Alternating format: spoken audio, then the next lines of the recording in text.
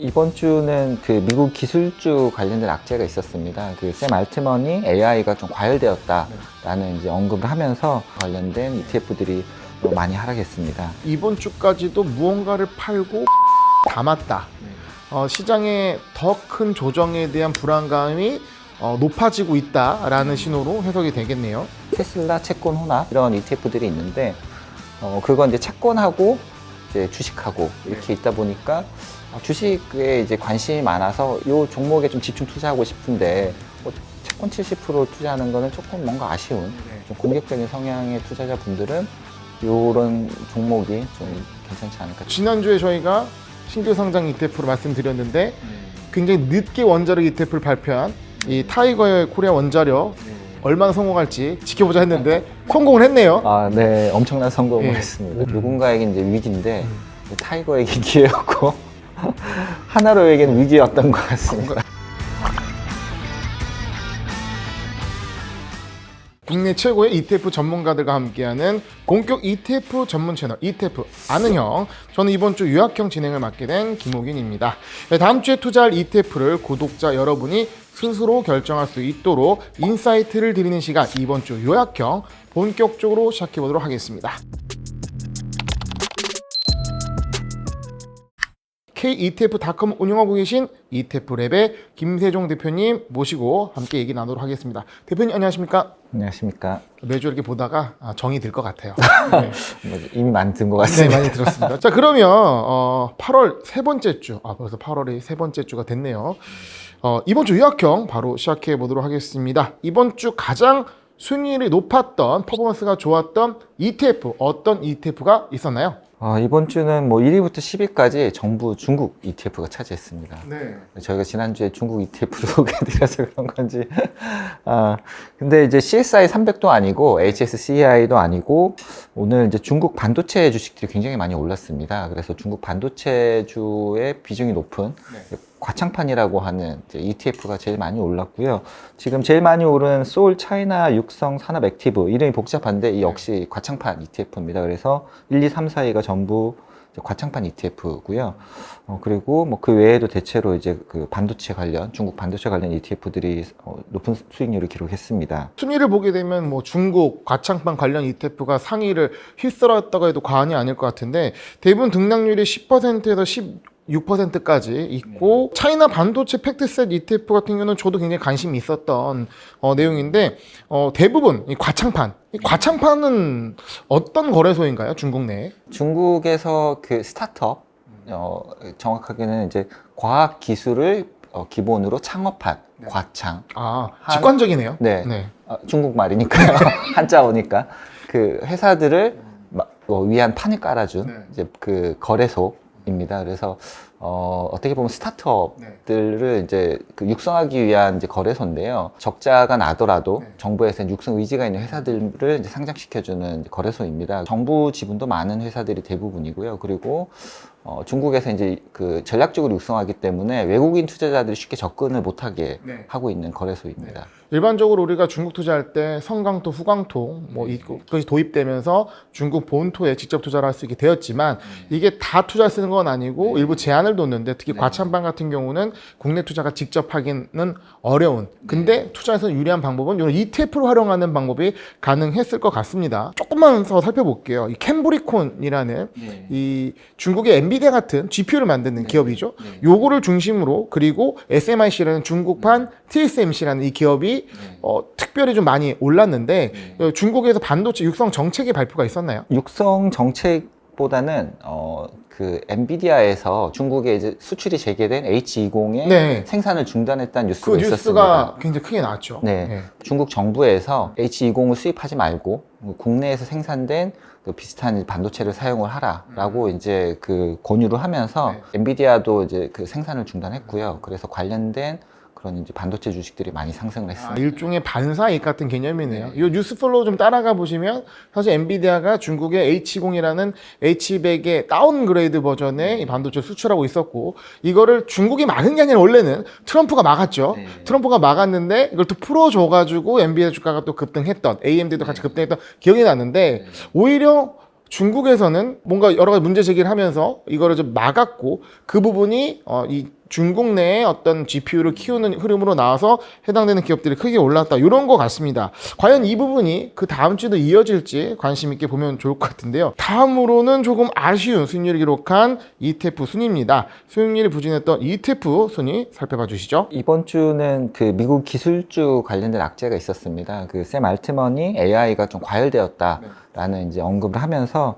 AI 관련된 반도체 관련된 ETF뿐만 아니라 뭐 AI와 연결돼 있는 그 전력 관련된 미국 원자력 SMR이라든지 전력 인프라 그리고 사실 뭐 정확하게 바로 관련은 되어 있지 않지만 기술 발전으로 인해서 이제 기대감을 많이 가졌던 그 양자 컴퓨팅 관련된 ETF들이 많이 하락했습니다. 일단은 상위에 양자 컴퓨팅 관련 ETF 그리고 원자력 관련 ETF인데 해당되는 섹터가 어떻게 보면 미국 내에서는 AI와 연관된 AI 인프라 관련된 회사들이라고 보여지고 지금 미국 증시가 한 3, 4일 조정을 받았단 말이에요. 그러니까 그 조정을 받으면서 조정의 명분으로 AI 거품론이 나오고 있고 그것에 따라서 해당 ETF들이 영향을 받은 것 같은데 특히 국내 상장 글로벌 ETF들이 근데 원자력 ETF 같은 경우는 여러분들 아시겠지만 이번 주 초부터 이 원전 계약 관련된 이 노이즈들이 나오면서 국내 원전 관련 이 ETF도 같이 하락을 받은 게 아닌가라는 생각이 듭니다. 근데 또 이게 바로 다음에 또 오르더라고요. 예. 네. 예측할 수 없는 이 조방원의 흐름, 투자자분들 상당히 고민되실 것 같은데 수익률과 관계없이 우리 투자자분들은 어떤 ETF들을 좋아했는지 3주 동안 투자자분들의 관심을 받은 ETF 순매수가 몰린 탑10 ETF 살펴봐 주시죠. 이번 주도 지난주와 비슷한 흐름으로 그 파킹 ETF요. 네. 그 파킹 ETF의 매수가 많았었습니다. 1, 2위 그리고 8위가 이제 파킹형 ETF였었고요. 계속 변동성이 커지니까 네. 이제 아마 이제 좀 많이 피신하시는 뭐 그런 모습이 보였고 이번 주까지도 무언가를 팔고 파킹에 담았다. 시장의 더 큰 조정에 대한 불안감이 높아지고 있다라는 신호로 해석이 되겠네요. 그리고 이제 의외로 3위가 이번 주에 상장을 한 타이거 코리아 원자력이 차지했습니다. 지난주에 저희가 신규 상장 ETF로 말씀드렸는데 굉장히 늦게 원자력 ETF를 발표한 이 타이거의 코리아 원자력 얼마나 성공할지 지켜보자 했는데 성공을 했네요. 네, 엄청난 성공을 예, 했습니다. 오픈빨인지 지켜봐야 될 것 같습니다. 이번 주에 이제 우리나라 원자력 ETF가 이제 등락을 많이 했었잖아요. 그래서 이제 그 변동성은 태풍 핵이었죠 이번 주. 누군가에겐 기회고 누군가에겐 이제 위기인데 타이거에겐 기회였고 하나로에겐 위기였던 것 같습니다. 뭔가 노래 같네요. 노래 가사 같네요. 누군가에겐 위기, 누군가에겐 기회. 순매도 상위 ETF를 좀 볼까요? 매도 1위가 하나로 원자력 아이셀렉트였습니다. 웃으면 안 되는데 약간 상황이 네. 누군가는 웃고 네. 누군가는 울었는데 네. 울었던 ETF가 하나로 원자력 아이셀렉트 어떻게 보면 네. 원자력 대표 근본 ETF 아니겠습니까? 네. 네. 사실 이제 뭐 역사도 길고 사이즈도 제일 크고 네. 아마 뭐 그래서 이제 차익 실현 네.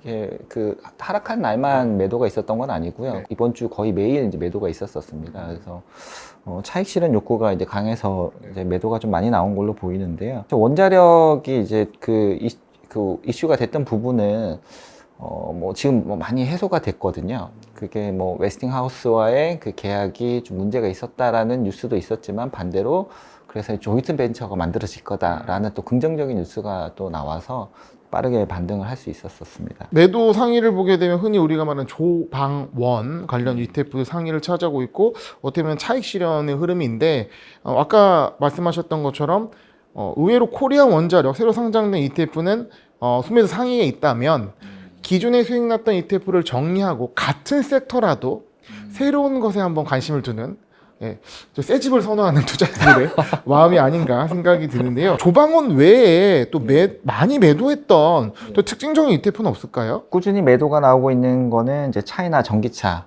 전기차. 네, 워낙 뭐 투자자들이 많이 몰려있던 ETF여서 2위나 되네요. 미국 배당 다우존스 요것도 사실 굉장히 많이 팔렸던 보가 이제 4위까지 올랐네요. 이번에는 조금 더 깊이 있게 ETF를 살펴보는 시간인데요. 이번 주에는 어떤 내용으로 저희가 깊이 한번 다뤄보면 좋을까요? 우리나라 이제 그 ETF 시장이 엄청 이제 빠르게 성장을 하면서 그 세계 최초 타이틀을 단 ETF가 한 5개 정도가 상장이 되어 있습니다. 원래 상장된 이제 그 세계 최초 타이틀의 ETF 5종목을 좀 살펴봤는데요. 지난번에도 이제 상장할 때 저희가 소개해드리면서 이름이 너무 길다라고 말씀드렸던 이 친구가 들어가 있었군요. 네, 코덱스 미국 S&P 500 변동성 확대 시, 이 시가 되게 중요합니다. 빼면 안 됩니다. 커버드 콜. 변동성의 변동에 따라서 콜 옵션을 이제 팔지 말지 이제 그걸 결정하는 이제 그런 이제 전략인데 사실 이제 굉장히 이해하기는 어렵거든요. 최근에 수익률로 봐서도 주목할 만한 성과를 내지는 못했었습니다. 그리고 요거랑 또 반대로 이제 옵션을 파는 전략이 있으면 또 사는 전략에 사실 이제 프로텍티브 풋이라는 전략을 금융공학 기법으로 봤을 때 사실 그 선호하는 전략은 아닙니다. 풋옵션 사는 게 비용이 많이 들기 때문에 기관 투자자들이 포트폴리오를 그렇게 잘 안 짜거든요. 옵션이 이제 비싸서 안 사기 때문에 이제 그걸 이제 역발상으로 직접 하면 싸다. 우리나라는 운용사 매니저의 인건비가 싸니까 직접 하면 싸다는 전략이 슬픕니다, 왠지. 네, 뭐 저도 그 업종에서 근무했던 사람으로서 네. 뭐 키움 미국 테크백 월간 목표 해지 액티브가 이제 상장을 했었습니다. 요게 ETF 아는형에 네. 나왔던 네. ETF 같은데요. 네. 그 영상을 한번 여기 보시면 참고하시면 좋을 것 같습니다. 그리고 사실 휴머노이드 로봇이 최근에 이제 많이 핫해지면서 미국 휴머노이드 로봇, 뭐 테슬라의 이제 휴머노이드 로봇 이런 것들이 소개되면서 옵티머스. 네. 그래서 이제 관심을 많이 가졌었고 그러다 보니 중국에서 또 휴머노이드 로봇을 적극 육성하겠다 해서 이제 휴머노이드 로봇 ETF가 이제 뭐 전 세계적으로 몇 개 나왔는데 차이나에 포커스를 맞춘 중국에 포커스를 맞춘 휴머노이드 로봇 ETF는 이제 우리나라가 세계 최초. 이게 좀 의외인데요. 사실 AI라고 한다고 했을 때 그러니까 미국이 지금 굉장히 앞서고 있고 근데 피지컬 AI라는 AI 그 발전 단계에 있어서 상위 그 단계에 중국이 상당히 강하다는 얘기가 있고 특히 로봇에 있어서는 미국엔 테슬라, 중국에는 굉장히 많은 이 로봇 기업이 있다라고 해서 중국하면 휴머노이드 로봇을 굉장히 주목하고 있는데 그 ETF가 세계 최초 타이틀을 우리나라 갖고 있다? 굉장히 아이러니합니다. 네. 중국도 아니고 홍콩도 아니고 한국에서 처음 상장이 됐습니다. 그리고 네 번째는 바로 불과 지난주에 영상에 올라왔던 굉장히 열변을 토하셨던 그 본부장님 떠오릅니다. 원큐 미국 메디컬 AI. 네, 요게 또 차지했네요. 테마 ETF가 한국에서 워낙 이제 인기가 많고 정말 다양한 이제 그 테마형 ETF들이 상장을 하다 보니까 특히 중소형사들은 그 안에서 쪼개서 어떤 이제 그 상품을 어필을 해야지 되는 좀 최근에 이제 상황이거든요. 그래서 이제 메디컬 AI가 이제 아직 없으니까 이제 빠르게 이제 상장을 원큐에서 하신 것 같습니다. 약간의 키워드를 좀 잡은 측면이 있는 것 같고요.